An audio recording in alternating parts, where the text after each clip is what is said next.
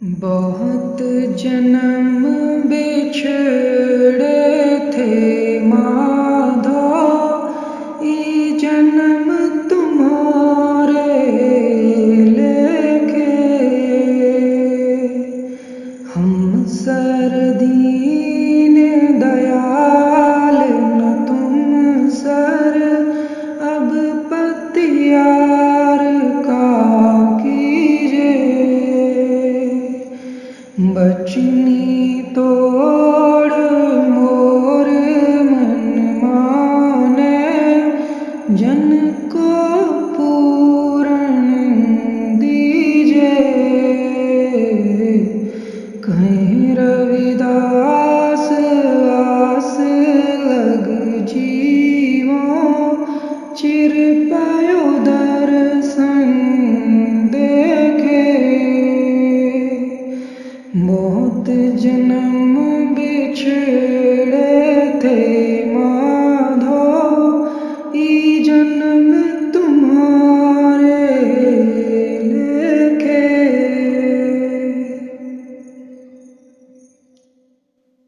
सत्यनाम साहिब बंदगी।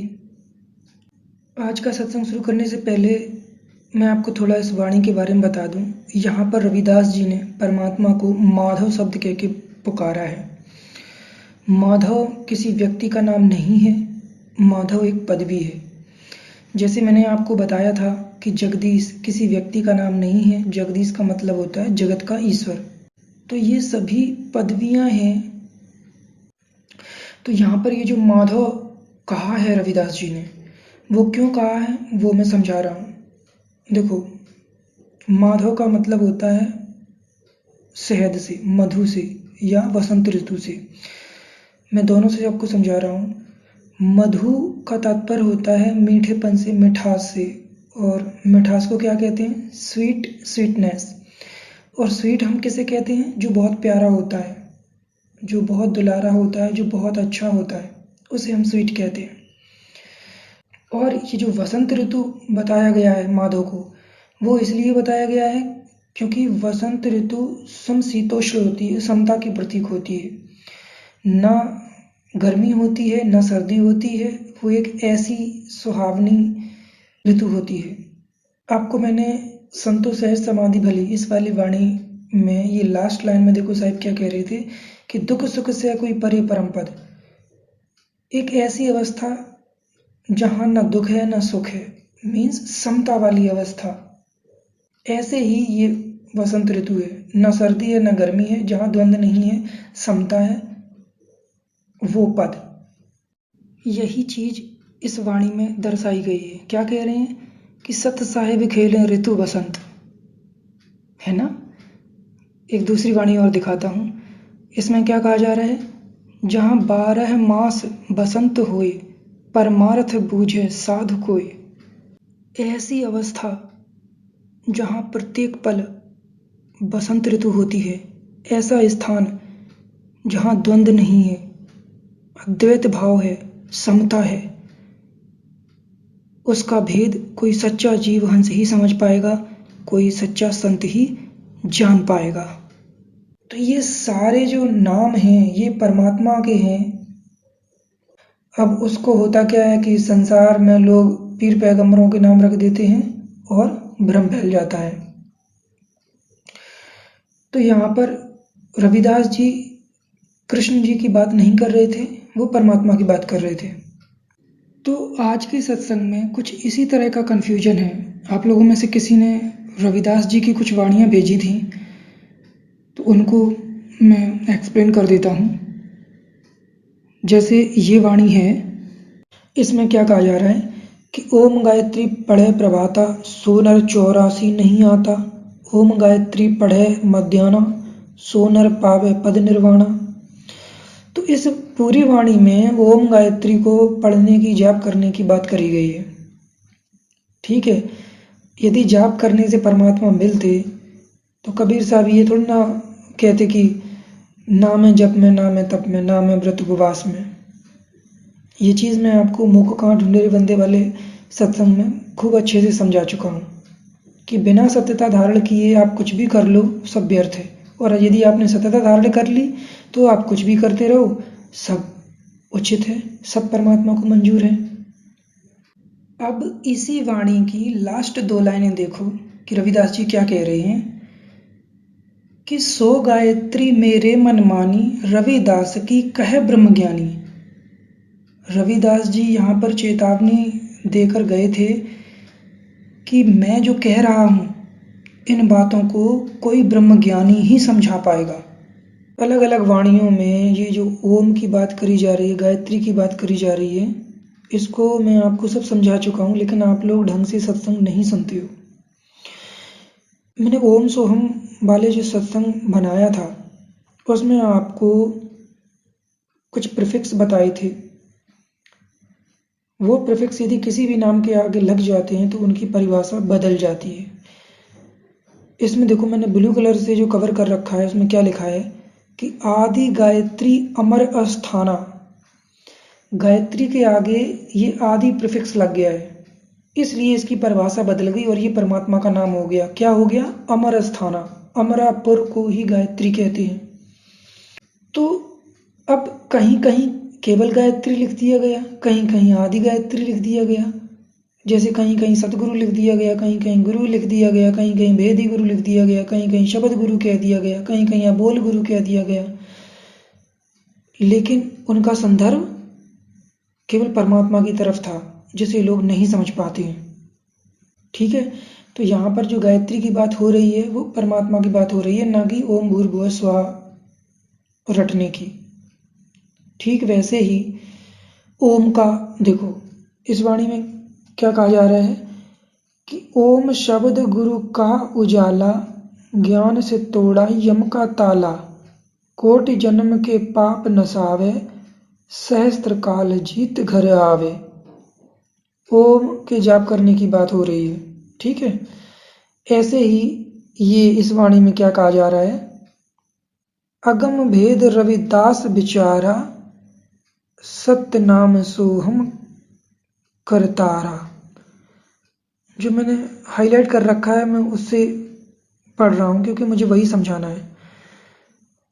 और जो रेड कलर से हाईलाइट किया इसमें क्या कहा जा रहा है कि ओम पूर्ण सतगुरु मिले दयाला, कट गया काल जाल यम का ताला, दो मनकों की दीनी माला, तूत भूत का तोड़ है डाला।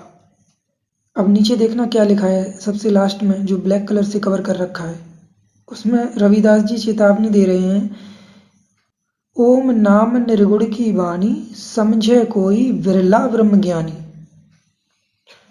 अब इन वाणियों में ओम लिखा हुआ देख लेते हैं लोग तो कंफ्यूज हो जाते हैं, ओम का जाप करने लगते हैं। जैसे ये एक और है, इसमें क्या कह रहे हैं रविदास जी कि ओम संध्या आरती सत्य वाणी, पूर्ण ब्रह्म लियो पहचानी, ओम की ज्योति सब मिल ठानी, समझे विरला कोई ब्रह्म ज्ञानी। अब साथ साथ में वो चेतावनी भी दे जा रहे हैं कि कोई ब्रह्म ज्ञानी ही समझ पाएगा इस ओम को, गायत्री को, लेकिन फिर भी लोग नहीं समझते हैं। ये देखिए मैं आपको बाबा नखरी की वाणी से दिखाता हूँ। ये गुरु ग्रंथ साहिब की वाणी है, जिसमें गुरु ग्रंथ साहिब में कबीर साहब के माध्यम से परमात्मा ने बहुत सारी वाणियाँ दर्ज कराई हैं। जैसे कबीर ग्रंथों में कबीर साहब की वाणियाँ हैं, वैसे ही गुरु ग्रंथ साहिब में भी कबीर साहब की वाणियाँ हैं जो परमात्मा ने दर्ज कराई हैं। उसी की ये 4 लाइनें मैं आपको दिखा रहा हूँ, ये बाबा नखरी की हैं। तो इसमें वो क्या कह रहे हैं कि जहाँ बोल तहाँ अक्षर आवा, जहाँ अबोल तहाँ मन न रहावा, बोल अबोल मध्य है सोई, जस ऊ है तस लखे न कोई। जहाँ बोलना है वहाँ पे अक्षर की बात आ जाती है, और अक्षर का मतलब मन का इन्वॉल्वमेंट। और आगे क्या कह रहे हैं कि जहाँ अबोल तहाँ मन न रहावा, जहाँ अबोल है वहाँ मन नहीं है। लेकिन अगली लाइन में साहिब कह रहे हैं कि बोल अबोल मधी है सोई, जस ऊ है तस लखे न कोई। वो परमात्मा बोल अबोल से परे है। जैसे पिंड अंड के पार कहा गया है, धर अधरा के पार कहा गया है, हद बेहद के पार कहा गया है, ठीक वैसे ही वो बोल अबोल के परे है। अब नीचे वाली 2 लाइनों में देखो क्या कहा जा रहा है कि ओंकार आदि में जाना, लिखी और मेट ताहि ना माना। ओंकार लखे जो कोई, सोई लखे मिटना ना होई। यहाँ पर परमात्मा ने क्लियर कर दिया कि कौन से ओमकार की बात करी जा रही है, जो आदि में था, जो लिखने और मिटने में नहीं आता है, I mean वो अक्षर नहीं है। जिस ओमकार की बात संतों की वाणियों में करी जा रही है, जो रविदास जी ने अभी 3-4 वाणियों में ओम की बात करी है, या नानक जी की वाणियों में जो ओम की बात करी गई है, या और दूसरी संतों की वाणियों में जो ओमकार की बात करी गई है, वो आदि के ओमकार की बात करी गई है, ना कि अक्षर की। मैंने आपको वो वाणी दिखाई थी कि सबके आदि हैं एक अकारा, सो रमि रहा सकल संसारा। उसी एक आकार को नानक जी ने अपनी भाषा में एक ओंकार कह दिया, और उसी एक आकार को यहाँ पर आदि ओंकार कहा जा रहा है। ओमकार आदि में जाना, उस ओमकार की बात हो रही है, और उसी ओम के सिमरन की बात रविदास जी कर रहे हैं। समझ रहे हो? रविदास जी कोई ओम जपने के लिए नहीं बोल रहे हैं, गायत्री मंत्र रटने के लिए नहीं बोल रहे हैं, वो परमात्मा के स्मरण की बात कर रहे हैं। ठीक है, तो ये हो गया ओम का और गायत्री का। आगे के स्क्रीनशॉट में देखो, एक और वाणी में यहाँ पर क्या कहा जा रहा है वो मैं समझाता हूँ। बीच वाली वाणी समझाता हूँ जो रेड कलर से है। इसमें क्या कहा जा रहा है कि हंसो सोहम की माला अपनी, दिवस रेन सांसों में जपनी। अब यहाँ पे ये हंसो सोहम रटना थोड़े ना है, यहाँ पर सांसों की माला की बात हो रही है, क्लियरली लिखा है। ये देखिए, मैंने कुछ लिख के समझाता हूँ आपको। मैंने आपको सांसों के अजपा की बात पिछले 2 साल से समझा रहा हूँ, है ना, कि जब हम सांस लेते हैं तो उसकी सरसराहट में सो की धुन होती है, और छोड़ने पर हम का साउंड प्रतीत होता है। तो जब तीसरी बार आप श्वास लोगे तो वो फिर से सो होगा, और छोड़ोगे तो हम होगा। तो जो पहली बार का छोड़ने वाला हम है और दूसरी बार का लेने वाला जो सो है, वो मिलके हंसो हो जाता है।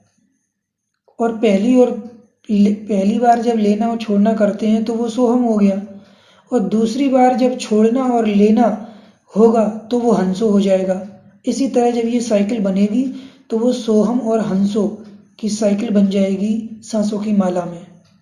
उसी की बात कर रहे हैं रविदास जी। सिंपल शब्दों में वो सांसों के सुमरन की बात कर रहे हैं, ना कि हंसो सोहम रटने की। ठीक है, सिंपल चीजें जो आपको बता चुका हूँ वो भी आपको समझ नहीं आती हैं, क्या करें। चलिए, सदगुरुदेव सतपुरुष कबीर साहिब की जय।